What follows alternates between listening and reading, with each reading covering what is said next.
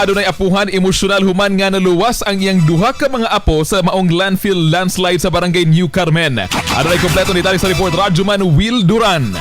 TXDC Radyoman Report. Emosyonal o sa kaapuhan humani ini nasaksihan ang hapit nga pagkaangol siyang duha ka apo atol sa nahitabong landfill landslide sa Purok 8 o barangay New Carmen na Tugbuk, Davao City adlang Miyerkules, Mayo 20, 2026. Sa pagkikinabi sa DXDC Aramen Davao kang Rowena Mosa nga residente sa maong lugar, iyang gisaysay nga samtang namasura ang iyang mga apo aron adunay pambaon sa pagbalik sa eskwela. Kalitra nga midahili ang basura og naligid ang iyang duha ka apo atol sa maong hitabo apan dali sab kini nga nabira sa iyang bana rason nga niluwas gilayon kini. Duha ka apo na ko ma'am, naligid ay gyud ma'am, magay nagidagan pag sa bana ma'am, naghinahinay pag yung basura ko ma'am, nakabang pag akong dawok apo ma'am. Siya agad ang mga tao diri ma'am, oy kay ang kanang bakilid mo na gyud po nagdagan ng basura gyud inana gid nakakaskat pag akong dawok apo. Ang mga agad sila ma'am kay pambalon la sa klase nila kuno balik. Tabang pag dito na sa bana ma'am.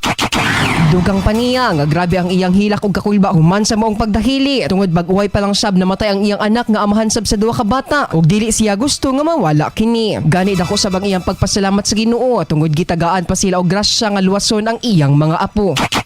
Kaya ang gaminaon mamang naapil ma'am, uy kay bago mo to namatay ang papa. Muna kaingon jud ko nga gitagaan ko grasya sa Ginoo nga luwason pag akong apo.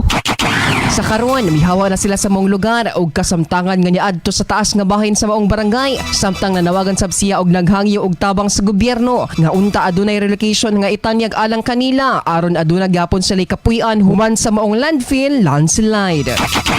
Kara mo ang gusto ma'am nga kuan ma'am kara yung ang Pinoyanan ma'am nga na yung relocation nga kapuyan ma'am. Mula gyud na kasulti gyud nako nga mga gibig tabang sa gobyerno nga relocation gyud ang papuyan sa mga. Bahala kami na lang mo panday ma'am. Ang amo lang gyud nga nalin gyud mi ka barong-barungan gyud sa automatic nga kanang mapuyan gyud mo nga amuan na yung Pinoyanan ba.